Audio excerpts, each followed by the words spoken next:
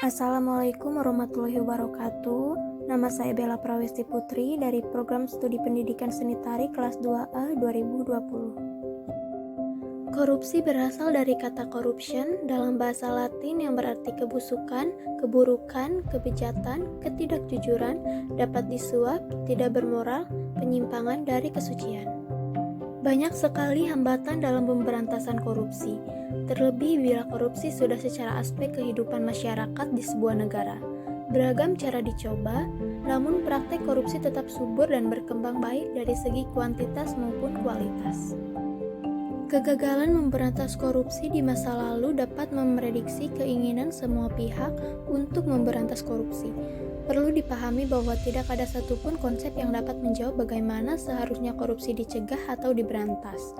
Segala cara, strategi, dan upaya pemberantasan korupsi harus dilakukan. Upaya pencegahan dan pemberantasan korupsi seharusnya dilakukan dalam seluruh aspek kehidupan, yaitu politik, hukum, sosial, dan terutama pendidikan. Secara politik, upaya pencegahan dan pemberantasan korupsi dilakukan dengan menegakkan integritas serta pemilihan para penyelenggara negara yang berpihak pada penyelenggaraan tata pemerintahan dan tata kelola yang bersih dan transparan.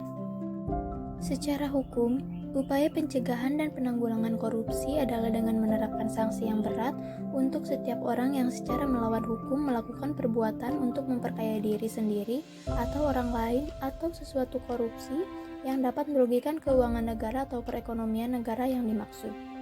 Menurut Undang-Undang Nomor 31 Tahun 1999, sanksi tersebut berupa pidana penjara seumur hidup, atau bahkan pidana mati untuk keadaan tertentu. Pidana penjara ancaman mulai dari 4 tahun sampai dengan 20 tahun. Di samping itu, pelaku juga dapat dikenakan denda mulai dari 200 juta rupiah sampai dengan 1 miliar rupiah. Selanjutnya secara sosial.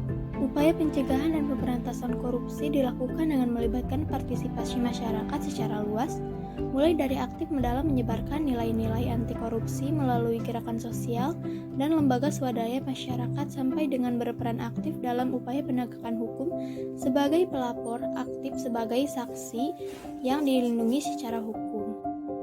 Namun demikian, upaya-upaya di atas tidak bisa efektif jika anti korupsi tidak ditumbuhkan sedini mungkin, secara formal maupun non-formal.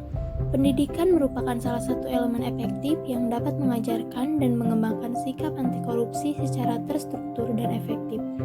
Kesempatan untuk memperkaya diri sendiri yang merugikan keuangan negara sangat dekat dengan para penyelenggara negara yang menggunakan uang negara dalam melaksanakan tugas pokok dan fungsinya sehari-hari.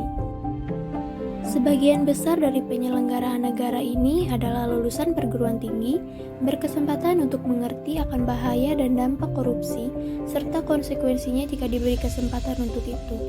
Selama ini pendidikan anti korupsi telah dilakukan secara formal, namun kelihatannya upaya tersebut belum efektif karena terbukti angka statistik tentang korupsi di Indonesia semakin meningkat dari tahun ke tahun sejak reformasi bergulir.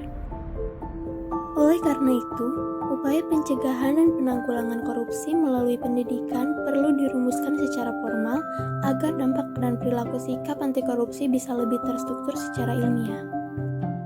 Wassalamualaikum warahmatullahi wabarakatuh.